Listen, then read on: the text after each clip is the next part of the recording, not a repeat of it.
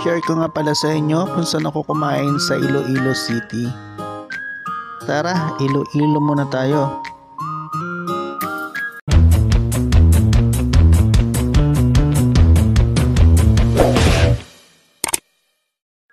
"11:35 yung lipad ko, kaya may pagkakataon pa para mag-video.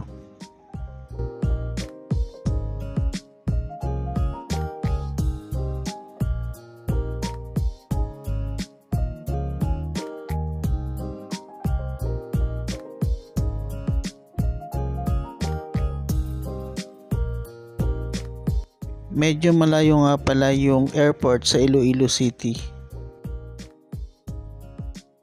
Una kong pinuntahan ng TEDS.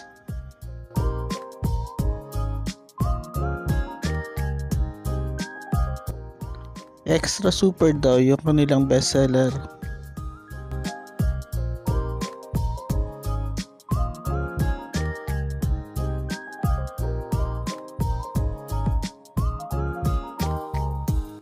Eto na nga yun for 150 pesos.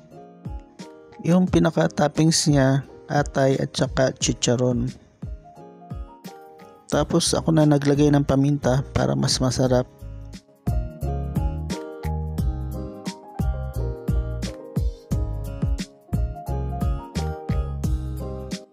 Tapos ang partner niya ay puto. Ang lasa ng lapas batchoy, hindi siya ordinaryong mami. Mas masarap ito kapag mainit.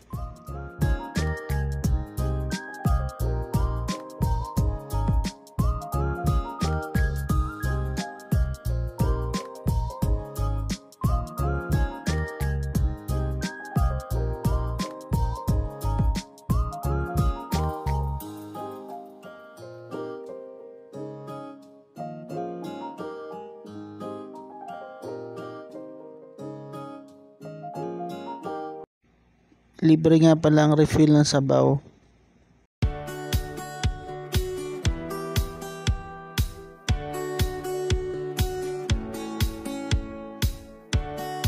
Sunod naman pinuntahan ko yung Butot Balat. Native restaurant ito, kaya nakita mo naman native yung setup. Ito nga pala yung in-order ko, chicken inasal. Ito yung inasal nila for 180 pesos. Kung titingnan mo yung inasal, parang dry siya, hindi siya juicy, pero masarap yung kanyang lasa. Bukod sa inasal, marami pa silang mga pagkain na pwede niyong orderin.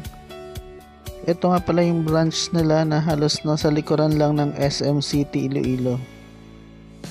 Para sa akin, mas masarap kapag isinausa mo siya sa toyo, kalamansi at sili.